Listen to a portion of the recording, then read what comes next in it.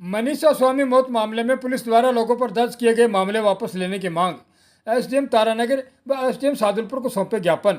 मनीषा स्वामी मौत मामले में राजस्थान मर्द शरीर का सम्मान अधिनियम 2023 अंतर्गत तथा अन्य धाराओं में लोगों पर पुलिस द्वारा दर्ज किए गए मामलों को वापस लेने की मांग को लेकर सोमवार को शरद समाज के लोगों ने तारानगर एसडीएम तथा दूसरी ओर सादुलपुर एसडीएम को ज्ञापन सौंपकर दर्ज किए गए मामले वापस लेने की मांग की है।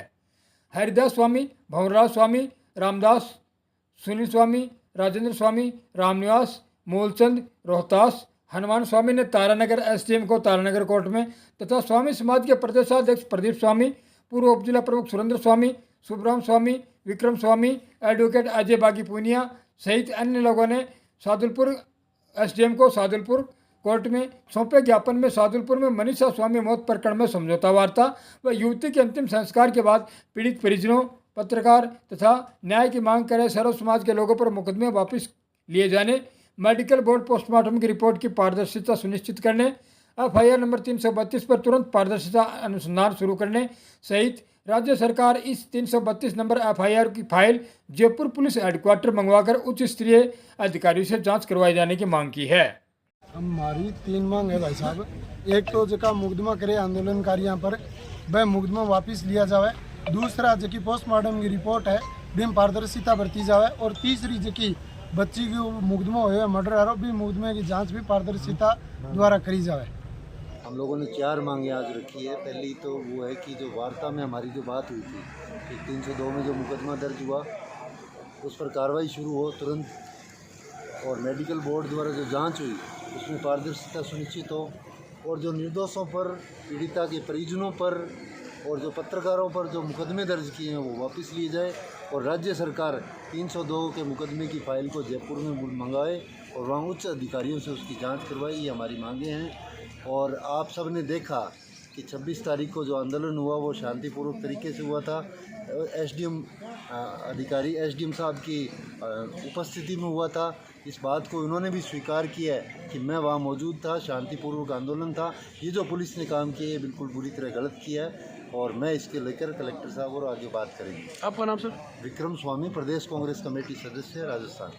मनीषा स्वामी एक लड़की के जो कुछ हम तो कहेंगे वो मैटर था, पुलिस ने पूरे लोगों को गुमराह किया, एक्सीडेंट का जो मैटर बनाया, और उसके बाद समझौता होने के बाद पुलिस ने किसी के दबाव में आके और रात को आनंद फान में 11:30 बजे जो मुकदमे दर्ज किए हैं। यार पुलिस की या सरकार की ऐसी मंशा है कि हम ऐसे लोगों को दबा लेंगे, तो मैं कहता हूँ कोई भी, चाहे वो किसी की भी सरकार हो, राजस्थान को यदि जंगल प्रदेश बनाएगी तो सबसे पहले हम आगे आएंगे और उनको मुंह तोड़ जवाब देंगे। वो हमारी बहन है, वो हमारी बेटी है। आजकल प्रशासनिक अधिकारियों को भी पता चल गया ये इस जाति का मैटर है, ये इस जाति का है, कोई हल्के में न ले।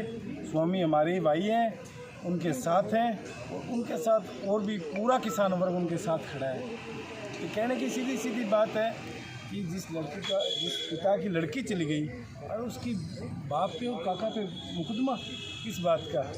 ये राजगढ़ की पुलिस के लिए बहुत बड़ी शर्म की बात है। तुरंत कम से कम वो मुकदमे से 2 नाम तो उनके पिता का उनको तो तुरंत ही निकाल देना चाहिए। अगर वो हमारे को फांसी दिलाना चाहते हैं दिला दें, कोई दिक्कत नहीं है, मिसा लगवा दें। अगर सरकार को ये भय है कि लोगों ने हिंसा फैलाई, आगे फैला सकते, मिसा लगा के हमारे को अंदर डाल दो। लेकिन कहीं शांतिपूर्ण, सिर्फ हमारा उद्देश्य एक ही था कि न्याय मिले, क्योंकि राजगढ़ की पुलिस पे भरोसा नहीं है किसी प्रकार का। बस यही कहना चाहता हूँ। आज की बात करें, राजगढ़ में आम जनता उसमें भय व्याप्त न हो, न तो कोई कानून तोड़ा गया है। पूरा आंदोलन एसडीएम साहब की उपस्थिति में पीसफुल था, 0 डैमेज हुआ है। और सबसे बड़ी बात है, मनीषा स्वामी का जो प्रकरण चल रहा है उसके अंदर जो व्यक्ति हक और सच के लिए बोल रहा है उसके ऊपर मुकदमे दर्ज हो रहे हैं। हम तो यही कहेंगे, हक और सच बात के लिए हमें प्रशासन पर और राजस्थान सरकार पर भरोसा है, हमें न्याय मिलेगा। सत्यमेव जयते।